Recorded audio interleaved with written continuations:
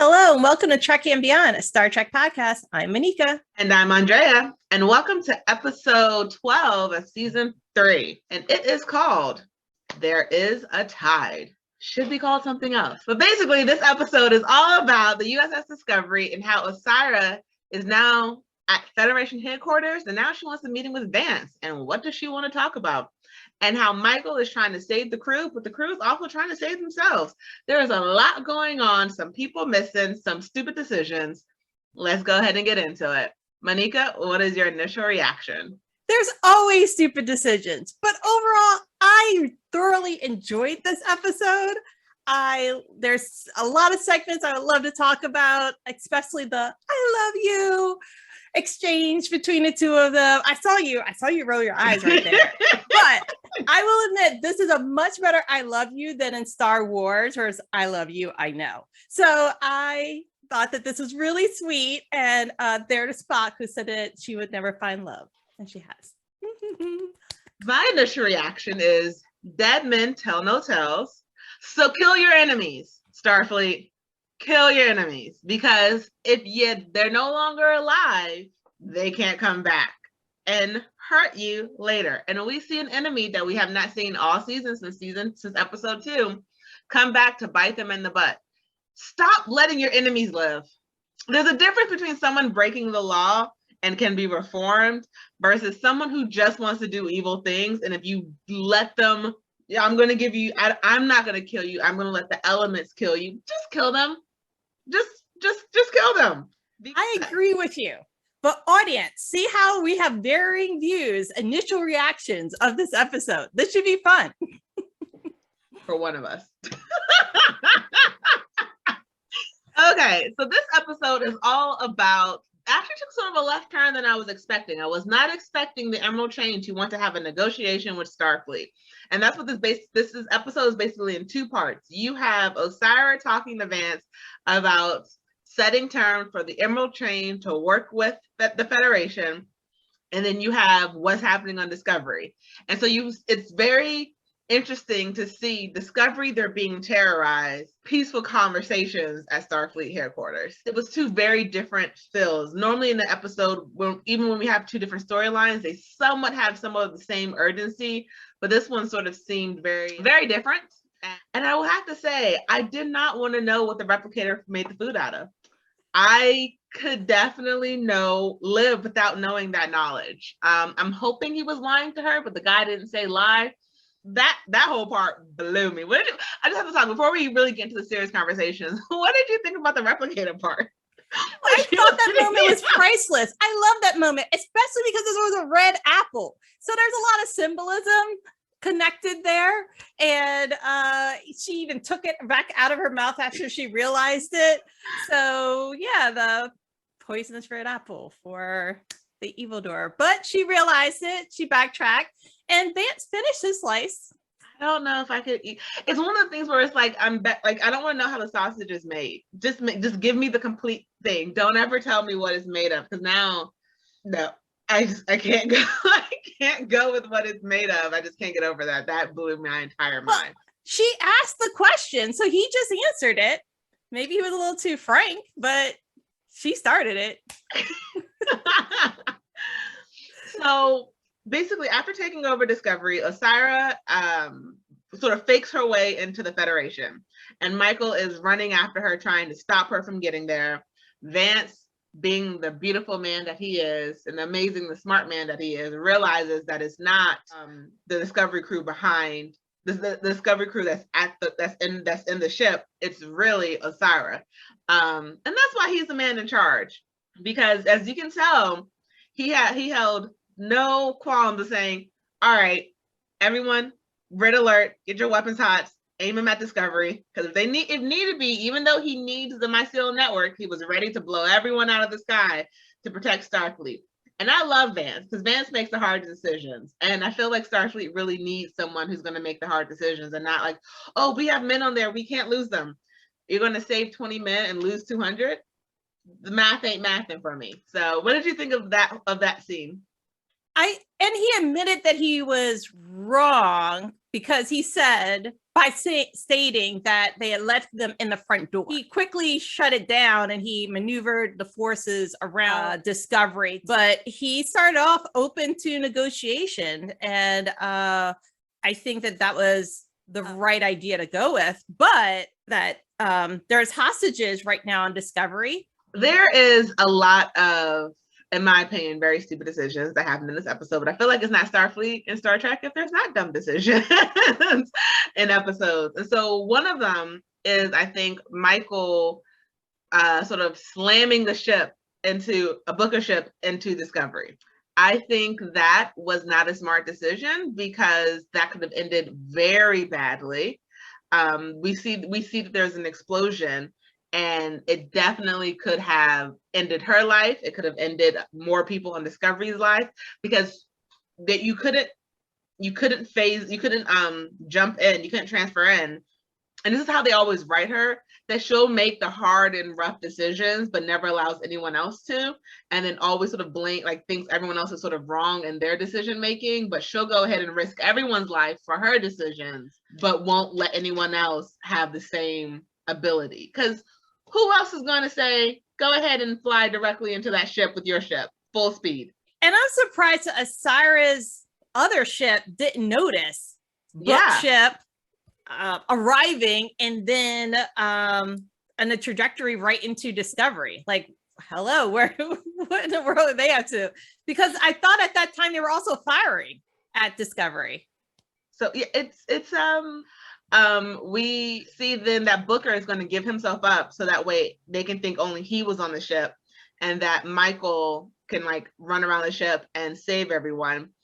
I guess because the shields were up, they couldn't, jump people in and out of the ship. But at the same, I just don't see how giving them another hostage worked in their favor at all. I mean, I know how it works now, but like from the outside in, because it's like a one-man army scenario that you see in books and all other movies.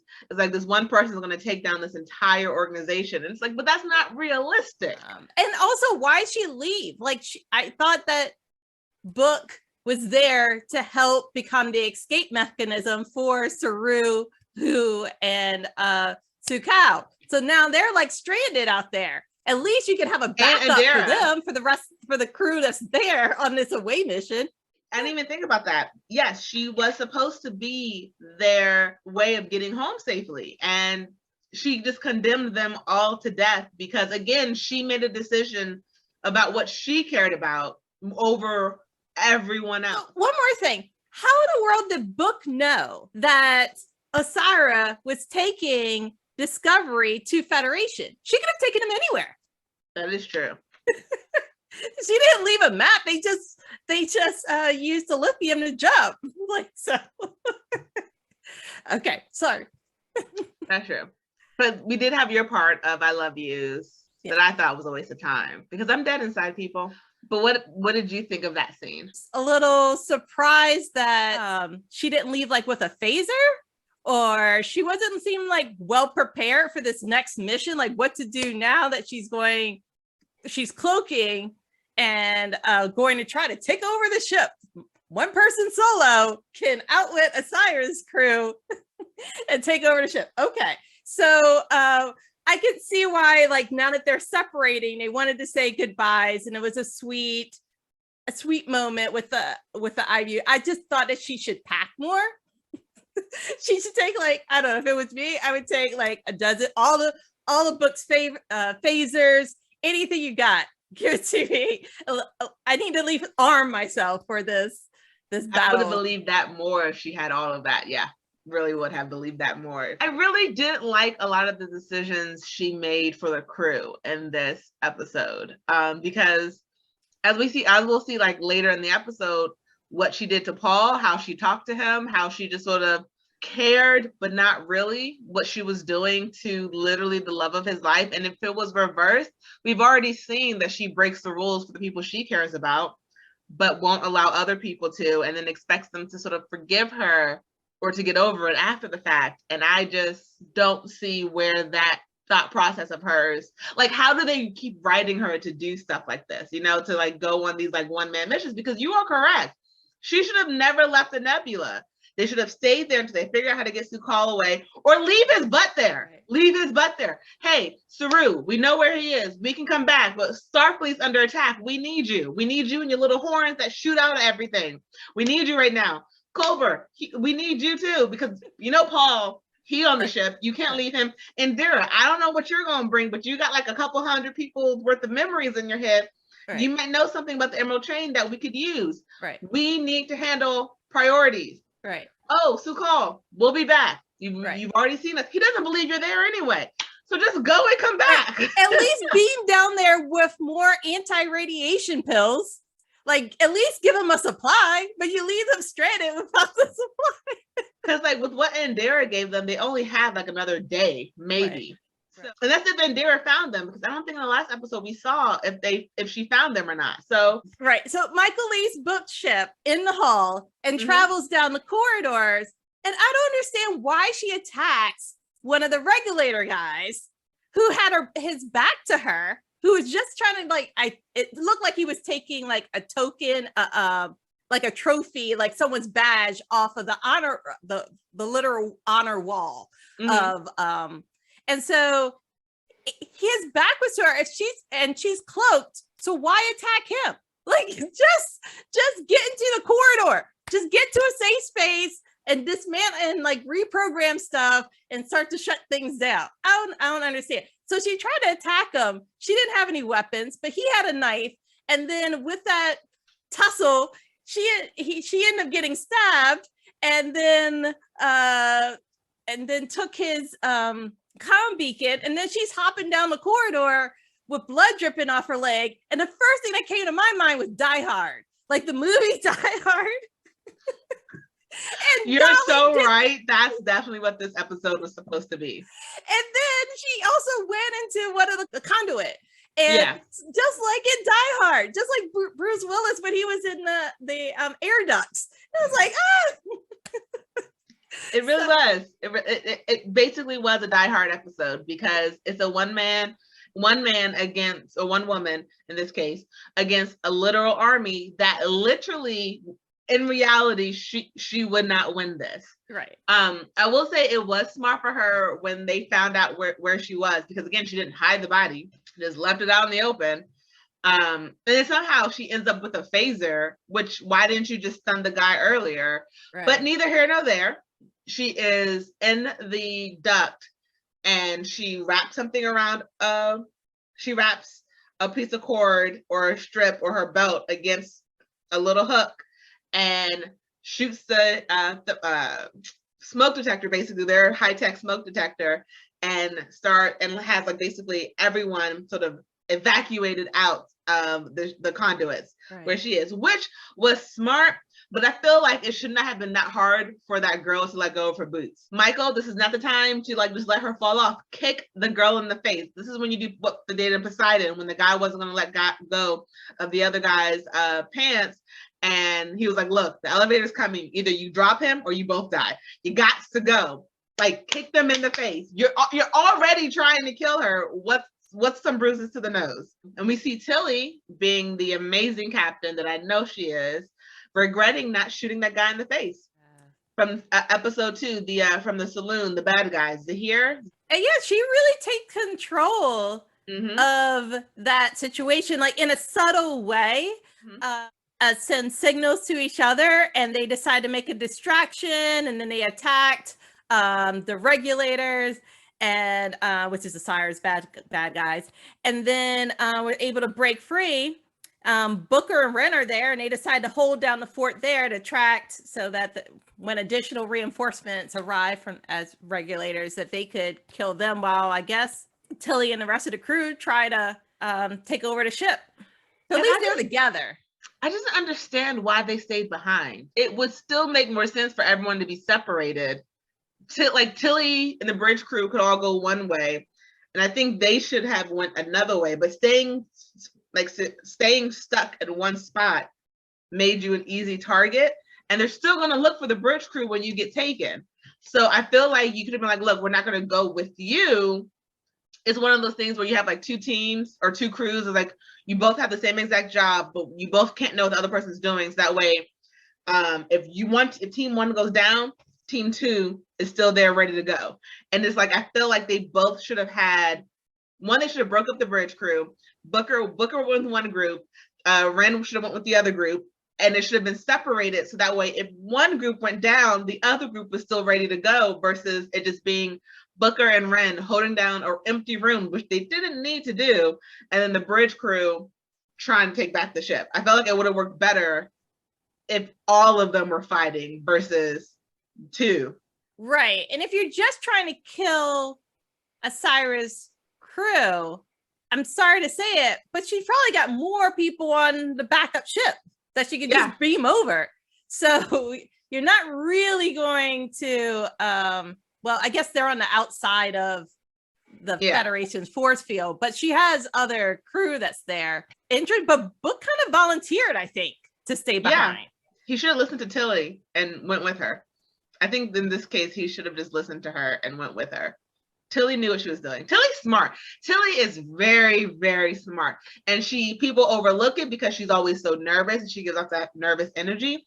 But Tilly is really smart and she's really scary when she wants to be. So I think he should have just listened to her. We meet a new character in this episode, Aurelio. The scientist. The scientist who has this reverence, loyalty to Osyraa. And we see that he's loyal to her because he only sees the good that she does, quote unquote. And when he's talking to Paul about everything, and Paul has to sort of check him and say, she may be more than what she appears like you think she is, but you also have to remember, she is also who she appears to be. She has done awful things. That planet you're so excited about saving, she threatened the entire planet with famine unless they gave up their endangered species and allowed them to basically harvest an endangered species. And he's like, and then Aurelia's like, no, that's an oversimplification. That's not what she did, but it is. She does good for a planet, and he gets to use his like brain for good, but she's also really actually doing evil and being very selfish and how she's getting stuff done. And it's very interesting to talk about it because when Osyraa comes back onto the ship and sees Aurelio, and she's like, all right, I need you to leave the bridge now, because like she keeps him away from the evil so he can just think of her as this good person. And it's like she knows like she's doing that. She knows she's making him believe she's not as bad as she is, because it's almost like plausible deniability. I don't actually know what she does, but she has this great scientific research and we're doing such great things. Yeah, but you're killing 4 people to save 2. No, we're not really doing that. Yes, you are. Yes, you are. You're robbing Peter to pay Paul, and all you see is us paying Paul, not robbing Peter. And so it was very interesting to see how someone has that reverent loyalty to her because they believe she's a good person versus the people who are loyal to her to get rich. He was a very different character than I expected when I saw him. I thought he was going to be much more cold-hearted. Yeah, and you could tell that Osyraa respects him, but also thinks that she can control him. Yeah. And she offered him to lead the Emerald Chain during the negotiations. And I think that was because she thinks that she can control him. You're completely right, because with the way that he views her, the way that he thinks about her, I think that he would always give her the benefit of the doubt, and she knows that. It's like when someone dies and you only remember the good. It's like, oh, no, that person was so rude. Okay, you don't just remember the good things because, you don't want to speak ill of the dead. No, speak ill of them. They were horrible.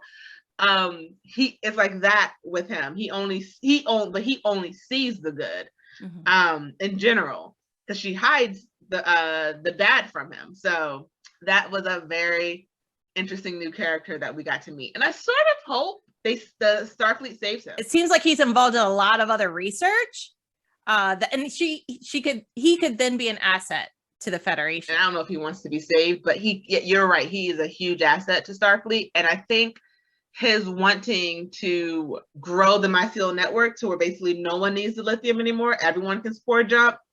On paper, it's a good project and it's great. It's like, okay, let's reconnect the universe again. But you're also going to probably commit horrible atrocities on Paul to get there. And that's the part that's like, no, dude, that's not okay. You cannot. The reason they use Paul now is because they didn't want to torture the actual animals they were using in the past. They were trying to get away from torture. And for him, it's like, I will do, the end is justify the means. So maybe he won't be a good fit for Starfleet. I don't know. We'll see. I think so. But then, like, everything changed. I think his eyes opened once he saw Osyraa kill Ren. That's true. I'm sad. I thought Ren was going to make it. I really did. I was shocked. I didn't think Ren was going to die. I thought he was going to make it. See, that's why Ren should have, like, joined Tilly. Because they're still here. But so let's talk about these talks with Osyraa and Vance, because for some reason, this whole season of Star Trek has made us think that the Emerald Chain was like a gang, or like the mafia, and how Osyraa was the head of it and no one else had a say in it whatsoever. And now we learn in this episode that somehow the Emerald Chain is actually like a different form of government that wants to connect with Starfleet. And I just don't know where that came from, because unless I missed something in the previous episode, I thought Osyraa was the end all be all of the Emerald Chain. And if she said they're doing this, they're doing it. Like she says jump, they say how high. And now she's discussing it with other people within the chain. She's spreading political capital. What political capital? You're the head. So I was very thrown for a loop that with this part of like learning that it's basically another type of government, not just like the mafia of space. What did you think about that? I agree with you. I was puzzled as well. Actually, I still am. That's why I was caught off guard when she presented a negotiation document terms, because typically a mobster, a pirate doesn't start negotiations with terms listed.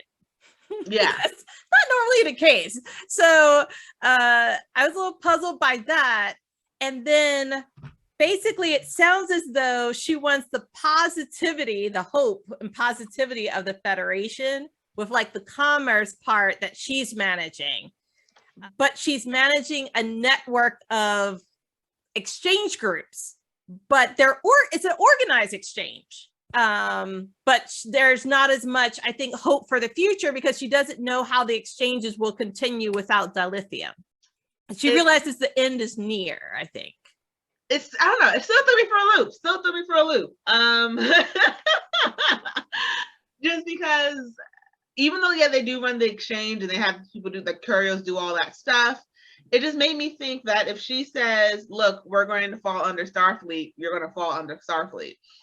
Whenever you see a group like that, like a mafia type group, quote unquote, lose their leader, who's been doing a great job, regardless of the fact that she's evil, she's been doing a great job keeping everyone in line, keeping things running smoothly. When the head like steps down and someone else tries to take over, or tries to like, when there's a power vacuum, it never really goes well, because even if the Emerald Chain steps down and does everything legally now, and there's a power vacuum for the untapped underground market, they're going to be small time people like Zahir, who Starfleet can take out real quickly, like a one ship crew, versus the Emerald Chain that had hundreds of people under her name. Well, and also she was enabling a lot of illegal activity with the endangered species, slavery. Like there was a lot of other sketchy things that she was overseeing. So why did she think that like the Federation wasn't going to? She looked a little surprised when Vance came back to her and said, well, you're going to have to be tried for your crimes. And like, why wouldn't you, honey? That's when I think she started to pivot and think, okay, well, then maybe I can present someone else on the forefront of this and then take a back seat. And Vance was like, no, you still have to be tried for your crimes here. because no one's going to take this seriously if you don't own up to the past. And she's like, we're moving to the future. Yeah, but you can't forget the past. So telling, which is why I also love Vance, because Vance cannot be emotionally manipulated, and Vance sees the truth. I think he sees through people very well. She knows her empire. He knows that she knows her empire only has so long left to be, like is before it crumbles. And this is her last ditch effort to save her people, to save her empire and save face, because if she does not come up with dilithium, she's going to lose everything that she's built, and Starfleet has the store of it. And so it's basically in her best interest to either try and take over Starfleet and lose, or go away, because if you come to them, you have to answer for your crimes, and you're going to lose face anyway, because you're going to go to jail. So can you think of them putting the leader in jail and you still joining the group? No, I think she is the leader because she asked about the president of the Federation. So it sounded as though she wanted to talk to someone at her level, and Vance was stated that, he's available for negotiation. But Vance also brought up another good point in a subtle way. Osyraa was right next to the gold mine. She was right next to Calabar with an endless supply, supposedly, of dilithium. But she was distracted and hunting Discovery and not really thinking about, well, why then is Saru down there and they left Tilly in charge? Maybe there's a bigger prize down below. No. Make it rain with all the facts, girl. Make it rain with all the facts. So it's interesting how Osyraa was I want to say just dissing Tilly for not being smart in that chair, in the captain's chair, but really Osyraa should have outwitted, should have thought about, well, there must have been something here, and think about her long game, right? And she didn't even leave or send down a shuttlecraft or send, as far as we know, she didn't send okay, how about send another ship down there to figure out what's going on. Oh, so she dropped the ball in a big way. Because I think we spoke about it in the last episode, because we were talking about it, and I was saying that I thought she was going to Starfleet to basically destroy the competition. But now that before she went back and took all of the dilithium from that planet, because how would she be able to consistently mine it if Starfleet was always trying to stop her from getting it, And so to find out that it was never her intention to mine it, but to really join Starfleet, feels like a total, it just doesn't feel right. It doesn't feel right that a female-led mafia group will just be like, you know what? Instead of trying to steal the dilithium before I hand over my entire empire that I built to answer to someone else, let me try and get this dilithium. Because now that I know that her plan was never to take over Starfleet, at least right now, we don't know that her plan is not to take over. She could just be trying to lure them into a false sense of, security. But as far as we know, her plan right now is not to take over Starfleet, it's to join them. I would have at least first sent a craft there to try and steal the dilithium the moment Discovery left the planet, and take as much as I possibly could to fill up my stores, and then try negotiating with Starfleet. But while I'm negotiating, I have my crew stealing dilithium. Right. And put that mechanism that they put on Paul, just on Su'Kal, to make him relax. I don't know, so that he's not thinking about this and he's not in fear. And then later on, take him out, outside of the nebula.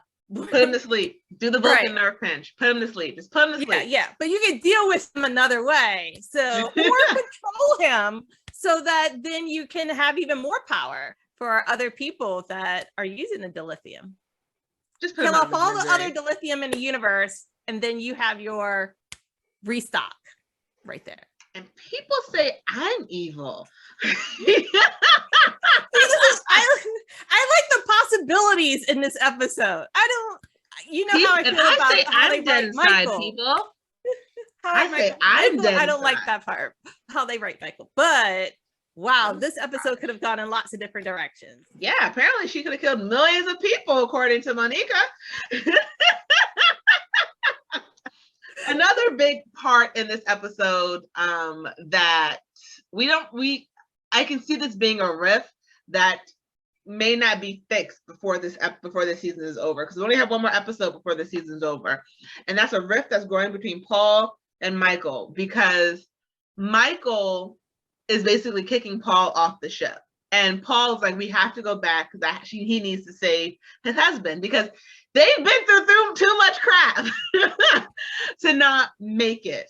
And even though on the outward appearance, I can see her having like a sympathy for Paul, it's not, to me, it wasn't really sympathy. It was more pity that she had for him. And it's like, because she has her answer on what caused the burn, it's no longer important. Being back at that planet and figuring it out is no longer important, because that was her driving force, and everything she did was to get the answers, and because that's what she needed.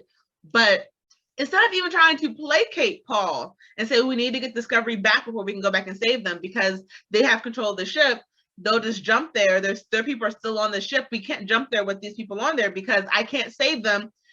Like, it was just like, she didn't care. Like, she didn't even try to explain to him another way around this. She just basically kicked Paul off the ship against his will.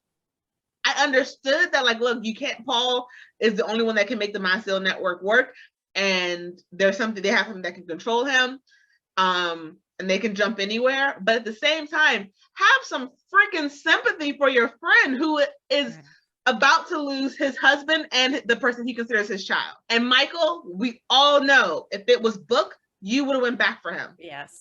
You would have acted exactly the same way. Then we're like, oh, well, I was just trying to save someone, so you guys should forgive me. No, you do not get to just act like you didn't, like, what Paul is going through is not world ending. He's about to lose his entire family again. And he was like, we came to the future for you. Right. We gave up everything for you. And she's like, I know. I'm trying to keep this episode G or PG-13, but bitch, what did you say? And I think also Paul knows Michael was supposed to stay there. Like, that was her mission when they beamed out. She beamed out with Hugh. So stick it out and save Hugh. Like, he was, Paul was not keen to Hugh leaving anyway.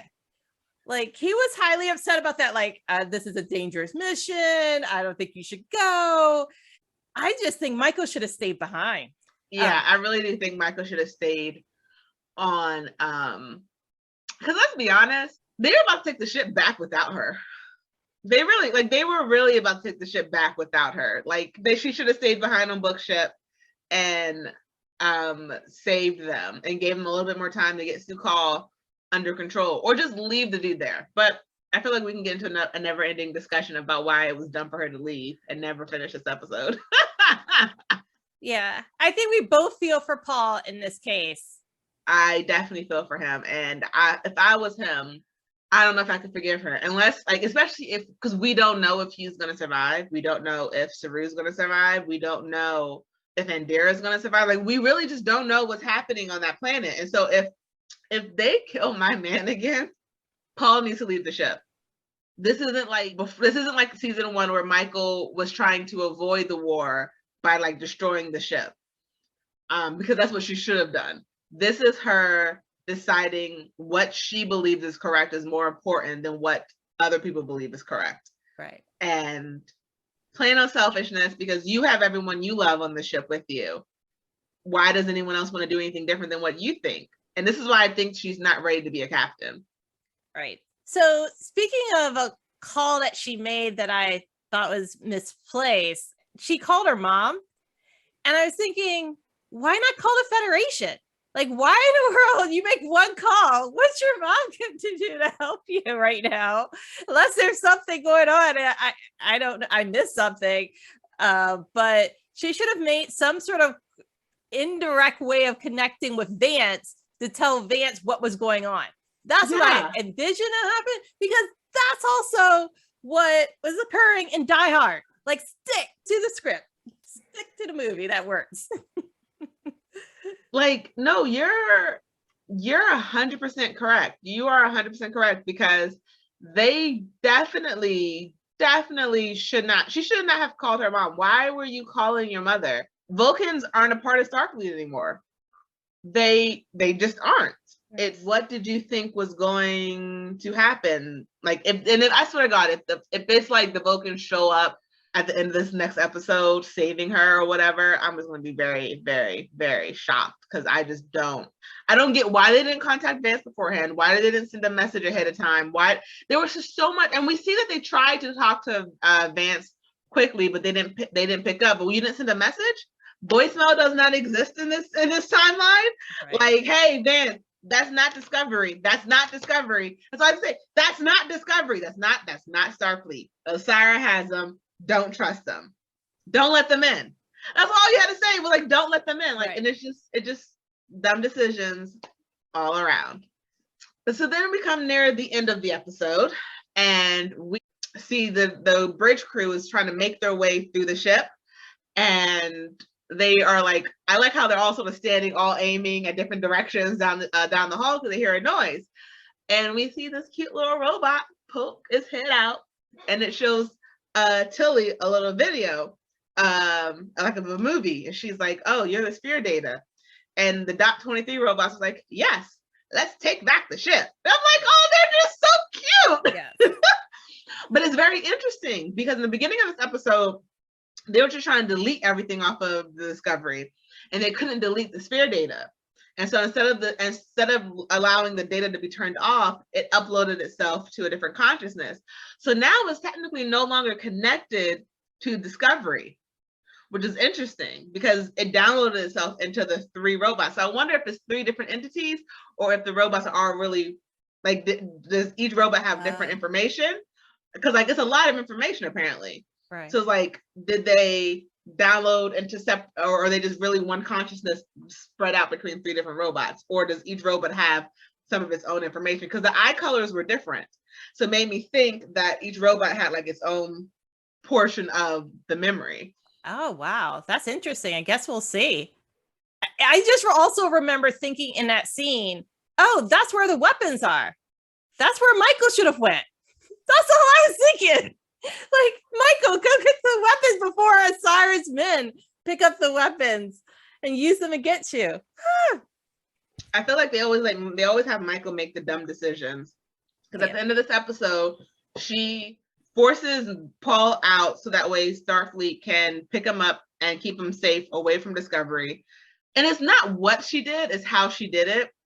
She did it against his will. He's not going to forgive her for that. And she's risking another friendship. So, like, I'm trying to save you.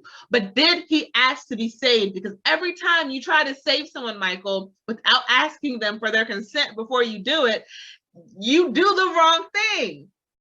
It's like, why can't they have her learn to trust other people's judgment besides herself? Because she never does. And I think kicking Paul off the ship because you wanted him off the ship, instead of empathizing with him and saying, okay, we can go get them, but first we need to get rid of everyone on the ship who's against us, because until we do that, we can't move forward. We can't get there and save them, because you're just going to bring them onto a ship full of people who's going to try and kill them. We can't do that, Paul. We need to get everyone off the ship first. And it was like none of that. There was no actually talking to him like a human being. Instead, she treated him like a child. And I don't think he's going to forgive her. And I don't really want him to. Yeah, she ejected him physically off the ship. It's hard to come back from that. But the actor that played Aurelio, his name is Ken Mitchell. And remember, he was in that chair, the scientist? Mm-hmm. He actually also played in a few other episodes of Star Trek Discovery. He was like Terravik, which is Lavrel and Ash/Volk's older kid. But he played in a few other characters. It's just that this is the first time we've seen him without prosthetics, without makeup. Interesting. Yeah, but here's the big thing. So he was in that lift. And between last season, between season 2 and season 3, he was diagnosed with ALS. And Discovery director and the crew that films Discovery, produces Discovery, wanted him in this role, but then accommodated him with a custom like wheelchair lift. And I just thought that was so sweet. That is actually really sweet. So a lot has happened in this episode. It was basically leading us up to the season finale that's going to be happening in the next episode. And I don't really know what to expect anymore, because I know, we know Discovery's they always survive at the last episode. They always come through. And so we know they're going to come through. I don't know how the other crew that's left in the nebula is going to survive. I don't know how Paul and Michael's relationship's ever going to be. And I just don't see Michael really facing true repercussions for her selfish actions ever. She comes back with the same stuff. So what do you think is going to happen next? Well, we have to secure dilithium. We have to get Saru, Hugh, and Su'Kal. I don't know. I've learned to just expect the unexpected with this show. So one of the things, though, that I mentioned a few episodes ago that I just want to reflect on again, it's the fact that Tilly really needs to mentor Michael. Like, that relates. I feel like Tilly is making much better decisions, showing a leadership role, like quality, and including, she's just a much better strategist now than Michael.